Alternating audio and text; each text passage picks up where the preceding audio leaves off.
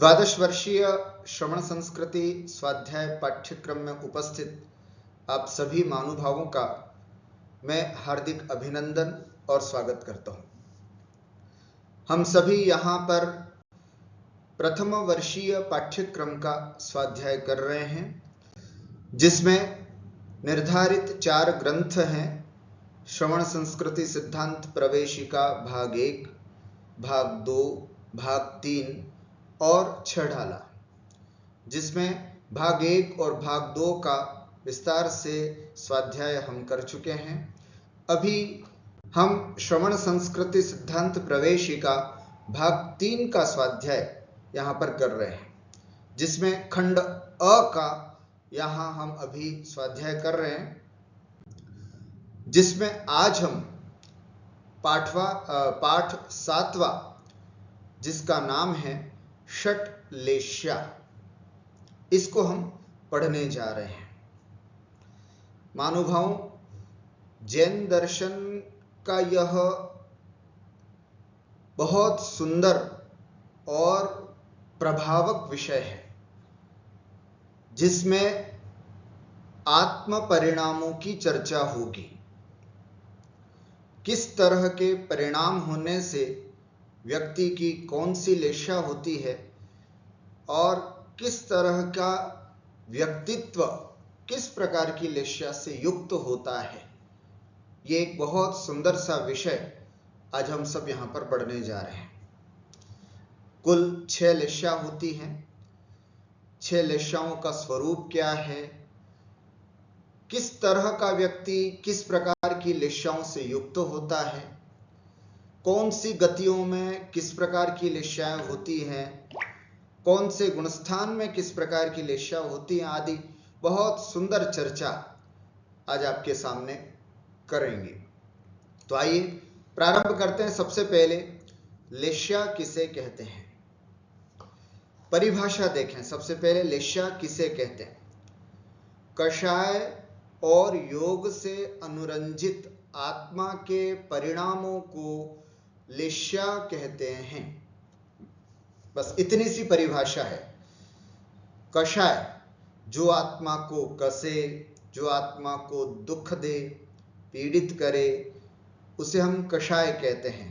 क्रोध, मान, माया, लोभ आदि के भेद से ये कषाय सामान्य रूप से 4 प्रकार की, और विशेष रूप से इसके भेद करते हैं तो 16 प्रकार की, और विशेष रूप से भेद करते हैं तो 25 प्रकार की ये कषाय होती है। योग क्या होता है? मन, वचन और काय, मन, वचन, काय की प्रवृत्ति को योग कहते हैं। मन का चलना, वचनों का चलना, काय माने शरीर का हिलना डुलना, इसको बोलते हैं मन, वचन, काय की प्रवृत्ति। मन, वचन, काय की प्रवृत्ति का ही नाम योग है। मन चलता है, मनोयोग। वचन चलते हैं, वचन योग। काय चलता है, काय योग। तो जब कषाय और योग दोनों से अनुरंजित, लिपि हुई जब हमारी आत्मा होती है, तो उस समय आत्मा के जो परिणाम होते हैं, उन परिणामों को लेशा कहते हैं। संस्कृत में इसकी सूक्ति कही जाती है, लिम्पति इति लेशा, है ना। लिंपन करती है, जो लेपती है ना। जैसे हम मकान में अपनी दीवालों को लेपते हैं, उसी प्रकार हमारी आत्मा पर कषाय और योग की वजह से जिसका जो लेप होता है, उस लेप को कषाय कहते हैं। सीधी सी बात है, ज्यादा जटिल न जाए तो इतनी सी बात समझें। आत्म परिणामों को लेशा कहते हैं। वो कैसे हो आत्म परिणाम? कषाय आत्म परिणाम तो सिद्धों के भी होते हैं, तो वो क्या लेशाओं से युक्त होते हैं? नहीं। कैसे आत्म परिणाम? जो कषाय और योग दोनों से अनुरंजित हो, ऐसे अनुरंजित माने लिपे हुए हों, उसे हम लेश्या कहते हैं। अब लेश्या के मूल में कितने भेद हैं और विस्तार से कितने भेद हैं उसको हम समझते हैं। मूलतः लेश्या के दो भेद होते हैं, द्रव्य लेश्या तथा भावलेश्या। द्रव्य लेश्या और भावलेश्या। द्रव्य लेश्या क्या होती है, भावलेश्या क्या होती है? देखिए, बहुत सरलता से समझने का प्रयास करें। द्रव्य लेश्या क्या, शरीर के रंग को द्रव्य लेश्या कहते हैं, बस इतनी सी बात। शरीर का जो रंग है ना, अंतरंग बहिरंग लेश्या जिसको बोलते हैं, अर्थात कोई गौर वर्ण का है ना, कोई गोरा है तो उसकी शुभ लेश्या है, कोई काले वर्ण का है तो उसकी कृष्ण लेश्या है, इसको बोलते हैं। मतलब शरीर के वर्ण, जैसे कबूतर है ना, कबूतर किस कलर का है, उसकी कापोत लेश्या है। मयूर कुछ नील वर्ण का कंठ होता है तो उसके नील लेश्या। मतलब ये शरीर का वर्ण, जो जिस वर्ण का शरीर होता है वो उसकी द्रव्य लेश्या होती है। इस द्रव्य लेश्या से आत्म परिणामों पर कोई असर नहीं पड़ता। ध्यान से सुन लेना, कुछ लोग इस बात को सुनकर के कहीं चिंतित ना हो जाए कि अरे हम तो काले हैं तो हमारी कृष्ण लेश्या हो गई। नहीं, शरीर के रंग से आत्म परिणामों में कोई फर्क नहीं पड़ता। अर्थात बहिरंग लेश्या अथवा शरीर के रंग आदि से आत्म परिणामों में कोई भी असर नहीं होता, इसलिए शरीर के रंग को हम द्रव्य लेश्या कहते हैं। आइए, भावलेश्या क्या होती है? कर्म सहित जीव के परिणाम विशेष को, है ना, यह बात आ गई फिर से, जीव के परिणाम, आत्मा के परिणाम विशेष को। कौन से आत्मा के? जो कर्म सहित है, जो संसारी है ना, संसारी जीव के परिणाम विशेष को, है ना, भावलेश्या कहते हैं, अथवा कर्म सहित जीव के परिणाम विशेष को भावलेश्या कहते हैं। वैमानिक देवों और नारकियों में द्रव्य व भावलेश्या समान होती है, परंतु अन्य जीवों में इनकी समानता का कोई नियम नहीं है। क्या? वैमानिक देव और नारकी, है ना, देव और नारकी चार प्रकार के देव होते हैं, भवनवासी, व्यंतर, ज्योतिष और वैमानिक। तो उसमें वैमानिक देवों के और जो नारकी जीव होते हैं, उन नारकी जीवों के द्रव्य लेशा अर्थात शरीर का रंग जैसा होता है वैसे ही आत्मा के परिणाम होते हैं, अथवा ऐसा बोलो, आत्मा के जिस तरह के परिणाम होते हैं वैसा ही उनके शरीर का वर्ण भी होता है। इसलिए उन देवों के और नारकी जीवों के द्रव्य लेशा और भावलेश्या एक समान होती है, लेकिन अन्य जीवों में इनकी समानता का कोई नियम नहीं है। अन्य जीव कौन बचे? बचे हुए भवनत्रिक, भवनवासी, व्यंतर और ज्योतिष, हम मनुष्य और तिर्यंच, इन जीवों के, है ना, इनकी समानता का कोई नियम नहीं कि जैसी द्रव्य लेशा होगी वैसी भावलेशा भी हो, ऐसा कोई भी नियम नहीं है। अर्थात हमारी द्रव्य लेशा कृष्ण हो सकती है, लेकिन भावलेशा, है ना, भावलेशा अच्छी हो सकती, भावलेशा शुक्ल भी हो सकती है। तो इससे ये सिद्ध हो गया, हम मनुष्यों के द्रव्य लेशा मतलब शरीर का वर्ण कैसा भी हो, लेकिन भावलेशा अच्छी भी हो सकती है, शुभ भी हो सकती है। ठीक हुआ? इसके बाद द्रव्यलेश्या जीवन पर्यंत एक ही रहती है, पर भावलेश्या परिणामों के अनुसार परिवर्तित होती रहती है। किनके? जिनके समानता नहीं पाई जाती है, अर्थात मनुष्य, तिर्यंच, भवनत्रिक आदि के, जिनके लेश्याओं की, द्रव्य लेश्या और भावलेश्याओं की समानता नहीं पाई जाती है, उनके द्रव्य लेश्या जब शरीर का वर्ण है वो तो आजीवन एक ही रहता है, लेकिन हाँ, परिणाम बदलते रहते हैं। इसलिए भावलेश्या परिणामों के अनुसार होने के कारण भावलेश्या जो है वो उसमें परिवर्तन होता रहता है, परिवर्तन देख। अब और आगे देखते हैं, सामान्यतः भावलेश्या के 6 भेद हैं, है ना। वैसे तो होने को द्रव्यलेश्या के भी 6 भेद होते हैं, लेकिन बस मतलब लेश्या के ही 6 भेद होते हैं, है ना। पर शरीर के वर्ण मतलब आप द्रव्यलेश्या के भी भेद जान सकते हो। यहां पर विशेष चर्चा भावलेश्या की है। सामान्यतः भावलेश्या के 6 भेद होते हैं, कृष्ण, नील, कापोत, पीत, पद्म, शुक्ल। इनको याद करने का तरीका यही है, इनको इसी तरह से बोले, 3-3 लेश्याएं एक साथ बोले, कृष्ण, नील, कापोत, पीत, पद्म, शुक्ल। कृष्ण, नील, कापोत, पीत, पद्म, शुक्ल, ऐसे यह 6 लेश्याएं होती है। इनमें से आदि की 3 अशुभ लेश्याएं और बाद की 3 शुभ लेश्याएं, अर्थात कृष्ण, नील, कापोत इनको हम अशुभ लेश्या के अंदर मानते हैं, और पीत, पद्म, शुक्ल ये हमारी शुभ लेश्या है। अशुभ लेश्या, शुभ लेश्या। अशुभ लेश्या कृष्ण, नील, कापोत, शुभ लेश्या पीत, पद्म, शुक्ल। अशुभ लेश्याओं से प्रभावित व्यक्ति के मन में पाप क्रिया के भाव जागृत होते हैं।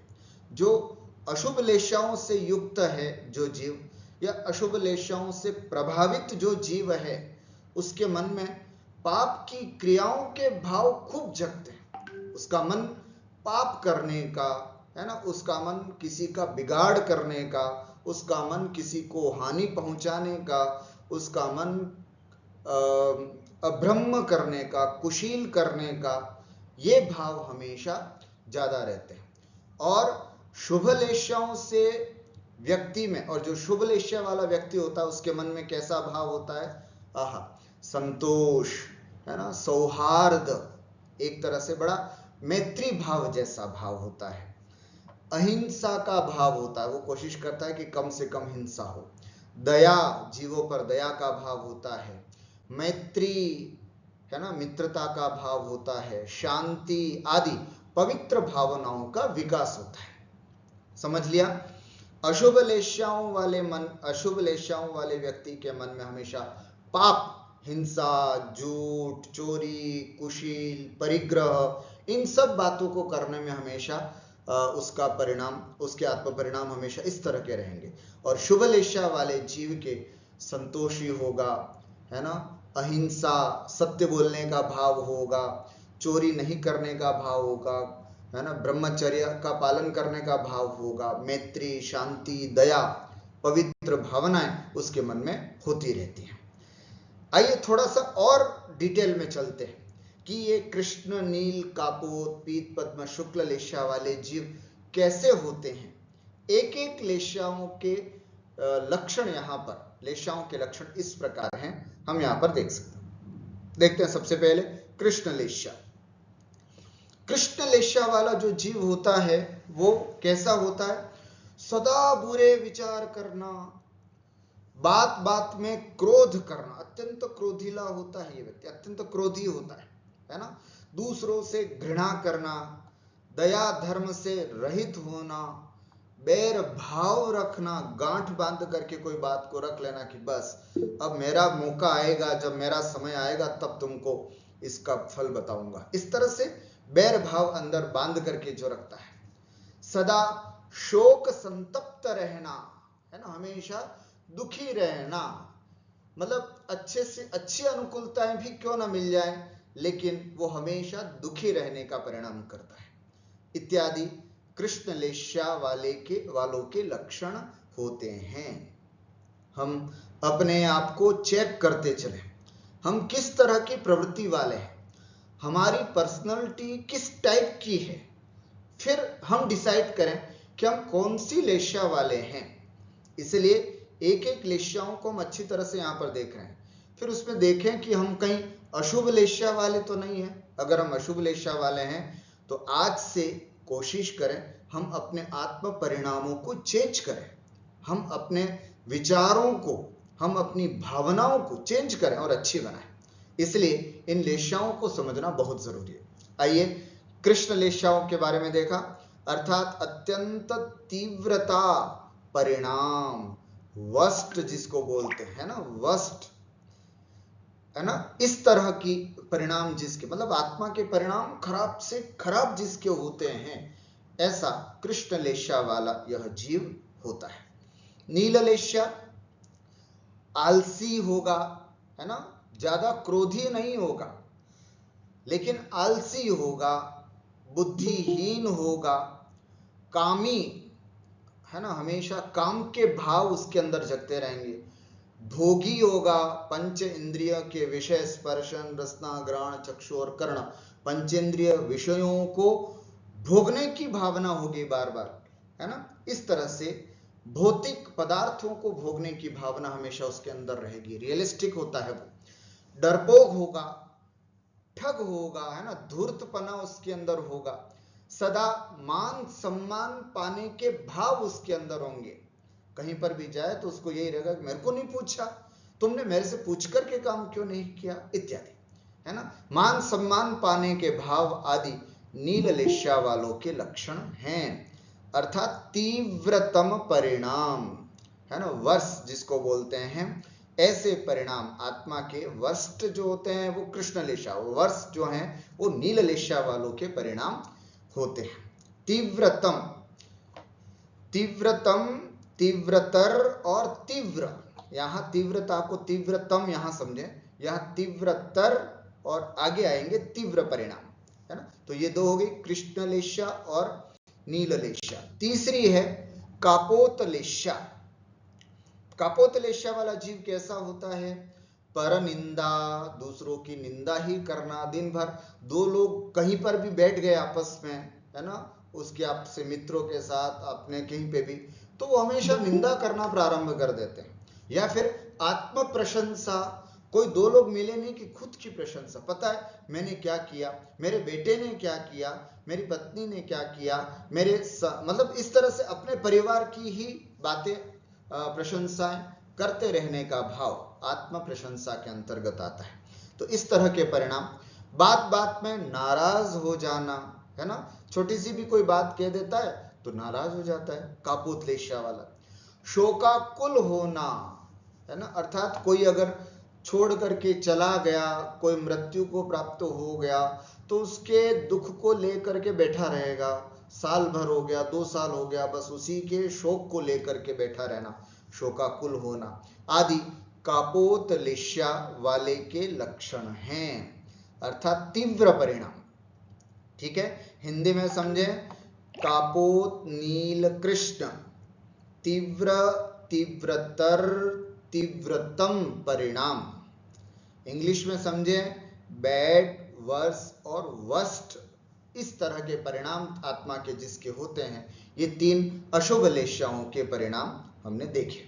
अब हम देखते हैं 3 शुभ लेशाएं, जिसमें पीत, पद्म और शुक्ल हैं, गुड, बेटर और बेस्ट, है ना, मंद परिणाम, मंदतर परिणाम और मंदतम परिणाम, इस तरह के परिणाम वाले 3 शुभ लेशा वाले होते हैं। देखो इनके परिणाम कैसे होते हैं, अगर हम उन अशुभ लेशाओं में हैं तो अपने आप को चेंज करना है आज से, और इन शुभ लेशाओं में अपने आप को लाने की कोशिश करना है। क्या बनना है हमको, पीत लेशा, अर्थात पीत लेशा वाला कैसा होता है, दयालु, विवेकी, है ना, संतोषी, तीव्र बुद्धिमान होना, सबसे प्रेम करना, है ना, अजात शत्रु होता है, उससे किसी की दुश्मनी नहीं होती है, कभी किसी से झगड़ा नहीं होता है, हमेशा सबसे प्रेम पूर्वक बातचीत करेगा, सबसे मिलजुल करके रहेगा, है ना, जीवों के प्रति दया का भाव होगा, विवेक रखेगा, अर्थात किचन में काम कर रहा है तो किचन में विवेक, व्यापार में काम कर रहा है तो व्यापार में विवेक, घर गृहस्थी के काम कर रहा तो घर गृहस्थी के कामों में विवेक, जीवों की हिंसा न हो इत्यादि के भाव, संतोषी होगा, बुद्धिमान भी होगा, है ना, सबसे प्रेम करने वाला होगा। मंद परिणाम, आत्मा के परिणाम बहुत मंद होते हैं, मंद मंद परिणामी होता है पीतलेशा। पद्मलेशा, सदा प्रसन्न रहना, हमेशा खुश रहता है, सदा परोपकार करना, है ना, क्वालिटीज बढ़ती जा रही हैं अब यहाँ से। अब ये उपकारी होता है, दूसरों का उपकार करने का भाव आता है। अगर उसके पास 2 रोटी है और कोई बहुत भूखा व्यक्ति है तो उसको देने का प्रयास करेगा, है ना। अगर कोई बेचारा कोई गरीब बालक है और पढ़ाई नहीं कर पा रहा है तो कुछ उपकार के भाव से उसकी फीस जमा कर देगा या फिर कुछ पुस्तकें ला करके देगा। इस तरह के उपकार के भाव उसके अंदर आएंगे। और देव पूजा, दान आदि करना, है ना, मंदिर रोज जाएगा, दान आदि करेगा, आहार दान देगा, औषध दान देगा, भय दान देगा, ज्ञान दान देगा, इस तरह के दान देने के परिणाम होते हैं। त्याग के भाव रखना, कुछ न कुछ त्याग करने के भाव रहेगा। और ये साहब अष्टानिका चल रही है, ऐसा करते एक टाइम के भोजन का त्याग कर देते, ऐसा करते हरी नहीं खाते, ऐसे भाव चलते रहेंगे उसके। ऐसे जीव होते हैं शुभलेशाओं वाले, है ना। आदि पद्मलेशा वालों के लक्षण हैं। शुभलेशा में पीत पद्म शुक्ल है, तो ये परिणाम पद्मलेशा वालों के होंगे। खुश रहेंगे, उपकारी होंगे, देव पूजा दान आदि करेंगे, त्याग के भाव रखेंगे और हमेशा प्रसन्न रहेंगे, ऐसी पद्मलेशा वाले होते हैं। मंदतर परिणाम होते हैं, बेटर परिणाम, अच्छे परिणाम वाले ये पीत पद्मलेशा वाले होते हैं। पद्म का मतलब हो, पीत येलो कलर समझ ही गए, पद्म का मतलब होता है कमल। कमल का जिस तरह का कलर होता है पिंक कलर, इस तरह के कलर का यहाँ पर स्वरूप भी अपने को जानना है। शुक्ल लेशा, ओहो, सबसे उत्तम लेशा, अर्थात कषाय और योग की प्रवृत्ति शुक्ल लेशा रूप, योग की कषाय और योग से अनुरंजित आत्मा के जो परिणाम हैं वो शुक्ल लेशा रूप होंगे। तो किस तरह की उसकी प्रवृत्ति होगी, देखो, राग द्वेष से रहित होगा, किसी भी प्रकार के राग द्वेष नहीं।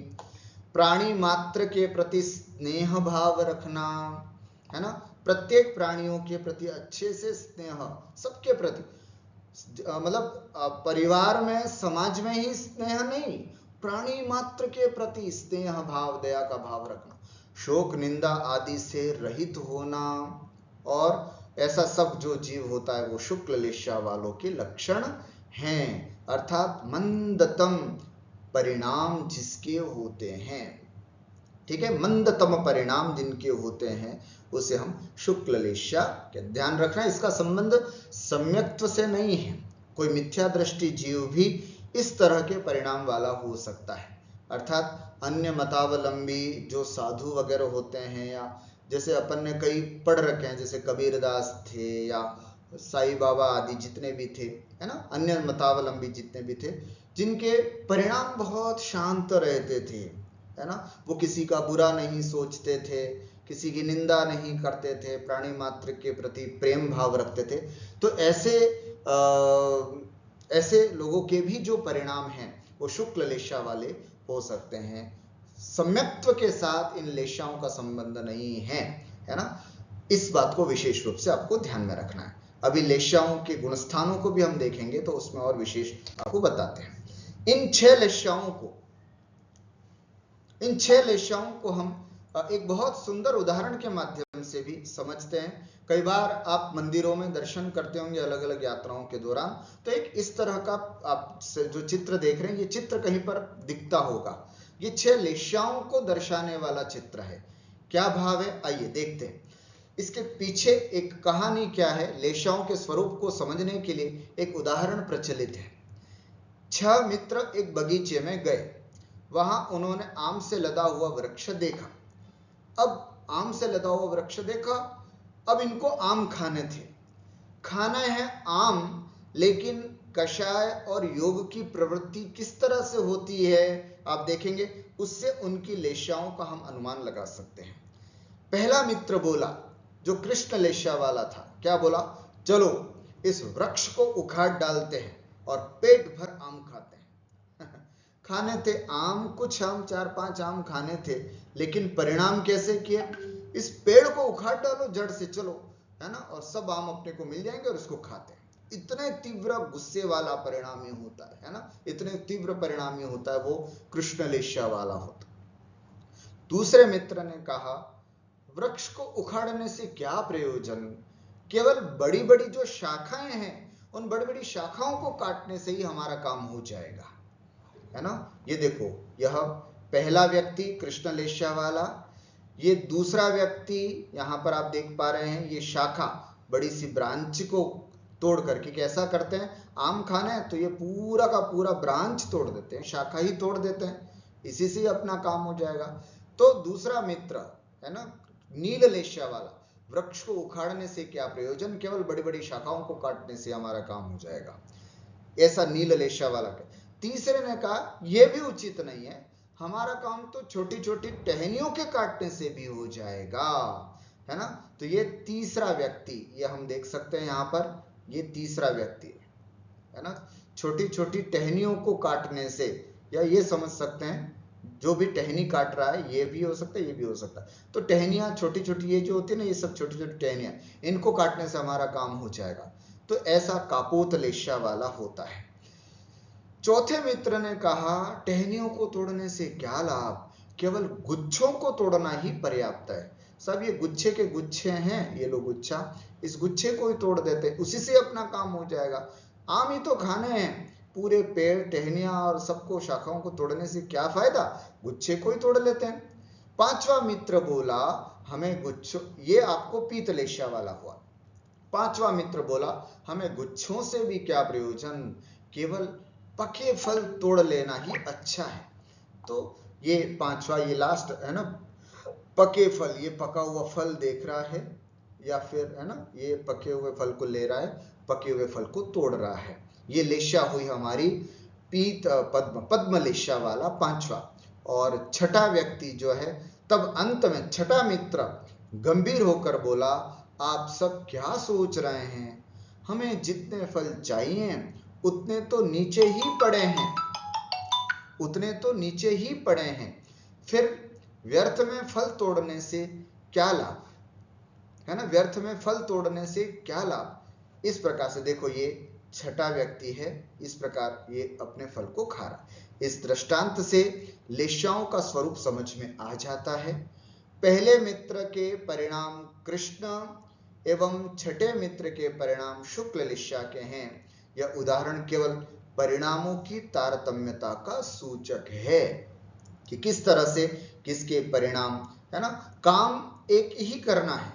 मान लीजिए कि हर व्यक्ति, हम सब क्या है ना, हमें केवल पेट भरना है, बस अपना जीवन चलाना है, घर चलाना है, संतोष से अपना जितनी भी उम्र मिली है 60 70 80 वर्ष की, उसको जीना है।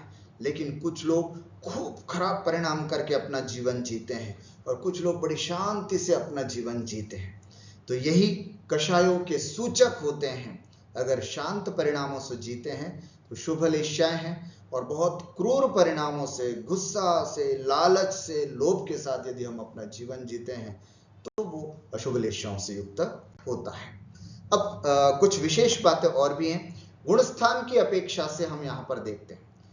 चौथे गुणस्थान तक 6 लेस्याएं होती हैं, ध्यान से सुनना।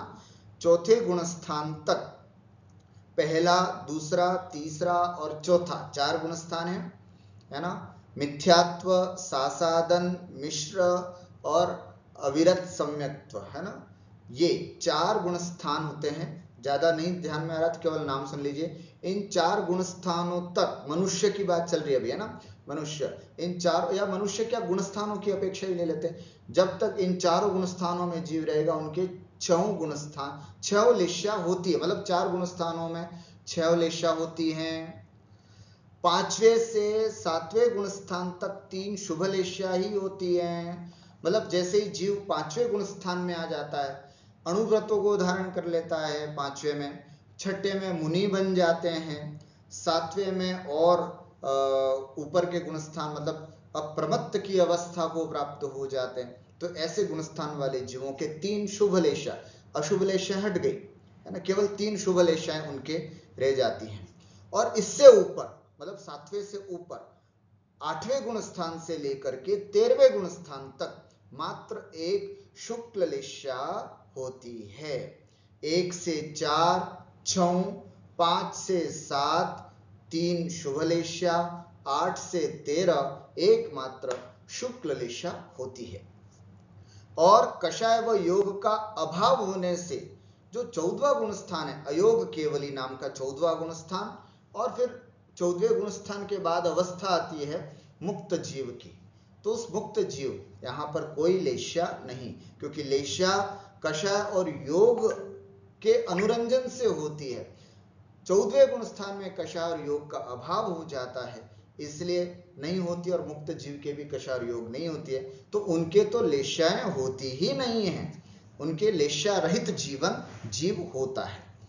इस तरह से गुण स्थानों की अपेक्षा आप लोग अच्छी तरह से समझें। 1 से 4 6 लेश्या हो सकती हैं, 5 6 7 3 शुभ लेश्याएं, 8 से 13 एक शुक्ल लेश्या, और 14वें गुण स्थान में और सिद्ध, 14वें गुण स्थान के बाद अगला स्टेप सिद्धों का होता है, तो ऐसे में किसी भी प्रकार की कोई लेश्या नहीं होती।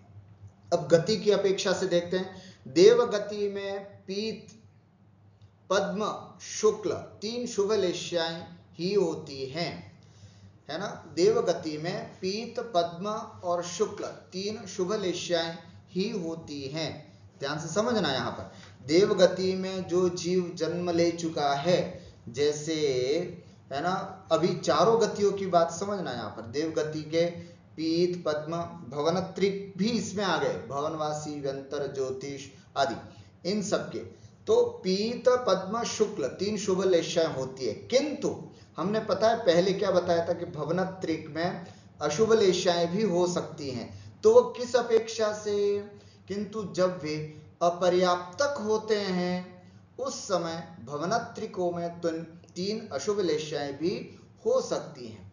देवगति में कोई जीव जाकर के जन्म लेता है, तब उसकी 2 अवस्था होती है। पहले तो वो अपर्याप्तक होता है, और जब पर्याप्तियां पूरी हो जाती है तो वो पर्याप्तक हो जाता है।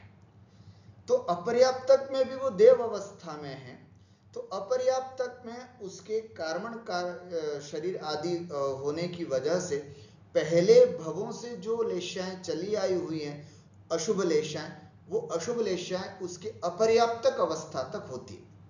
इस कारण से तो जब वे अपर्याप्तक होते हैं उस समय भवनत्रिकों के 3 अशुभ लेश्याएं हो सकती हैं, होंगी जरूरी नहीं, हो सकती है। मान लीजिए कोई कृष्ण नील लेश्या वाला कोई जीव है, पहले देवायु का बंध कर लिया हो, लेकिन बाद में है ना अशुभ लेश्याओं से मरण होने की वजह से जैसे वो लेश्या वहां पर पहुंचता है तो अपर्याप्तक अवस्था में रहता है, तब तक उसके अशुभ लेश्या हो सकती है। पर्याप्तक होते ही, है ना, पर्याप्तक होते ही वहां पर, क्योंकि देवगति में पीत पद्म शुक्ल आदि 3 लेश्या ही होती हैं, इसलिए पर्याप्तक अवस्थाओं की अपेक्षा से देवगति में 3 शुभ लेश्याएं ही होती है। मनुष्यों में यह हो गई देवगति की बात। फिर से एक बार समझ लें, देवगति में 3 शुभ लेश्याएं होती हैं, लेकिन अपर्याप्तक अवस्था में भवनवासी व्यंतर और ज्योतिष के 3 अशुभ लेश्याएं भी हो सकती है। मनुष्यों के 6 लेश्याएं पाई जाती हैं, हम सबके, है ना, कृष्ण नील कापोत पीत पद्म शुक्ल 6 लेश्या।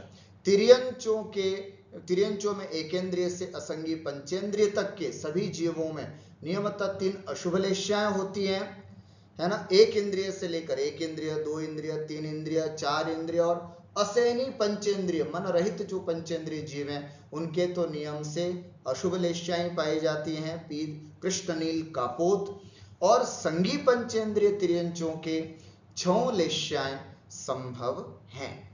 अर्थात जो असैनी पंचेंद्रिय तक के जीव हैं, है ना, उनके पीत पद्म शुक्ल रूप परिणाम नहीं हो पाते हैं। परोपकार करने के भाव आदि जो भाव है ना, वो सब भाव उनके नहीं हो पाते। देवों और नारकियों की भावलेश्या आयु पर्यंत एक ही होती है। बहुत बड़ी बात है ना। जो देव हैं, नारकी हैं, वे उनके जितनी भी आयु है, सागरों की आयु होती है, उन पूरी आयु में उनकी भावलेश्या एक ही होती है। चेंजेस उनके परिणामों में फेरबदल नहीं हो सकता, है ना। आयु पर्यंत एक ही लेश्या होती है, जबकि मनुष्य और तिर्यंचों की भावलेश्या अंतर मुहूर्त में बदलती रहती है। हम और आप सबके अंतर मुहूर्त में परिणाम बदलते रहते हैं। कृष्ण रूप हुए तो नील रूप हो सकते हैं, नील रूप हुए तो पद्म रूप हो सकते हैं। इस तरह से इनके अंदर परिवर्तन होता रहता है। इस तरह से लेशा का पाठ हमने यहाँ पर देखा। संक्षिप्त में इसमें आए हुए प्रश्नों को भी हम एक बार देख लेते हैं। लेशा किसे कहते हैं? कषाय और योग से अनुरंजित आत्मा के परिणामों को लेशा कहते हैं। क्लेशा के मूलतः कितने भेद हैं, स्पष्ट कीजिए। कषाय के कषाय नहीं, लेशा होना चाहिए, यहाँ गलती से कषाय। लेशा के मूलतः दो भेद हैं, द्रव्यलेशा और भावलेशा। शरीर के रंग को द्रव्यलेशा और कर्म सहित जीव के परिणाम विशेष को भावलेशा कहते हैं। लेशा के स्वरूप को दृष्टांत द्वारा समझा दीजिए।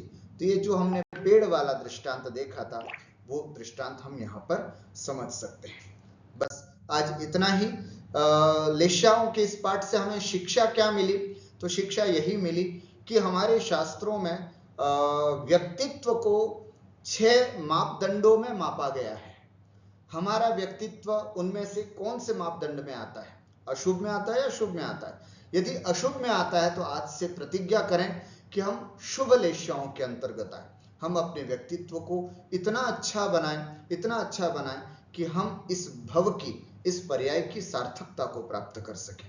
मानुभाव, सांसारिक जितने भी पदार्थ हैं सब क्षणिक हैं। उन सभी पदार्थों के पीछे रागद्वेष भाव कर, उन सभी पदार्थों के पीछे क्रोधादि भाव कर हम अपने परिणामों को बुरा न बनाएं और अच्छा बना करके अपने परिणामों को सरल बनाएं, मंद बनाएं, आत्मा के परिणामों में बहुत सरलता लाएं।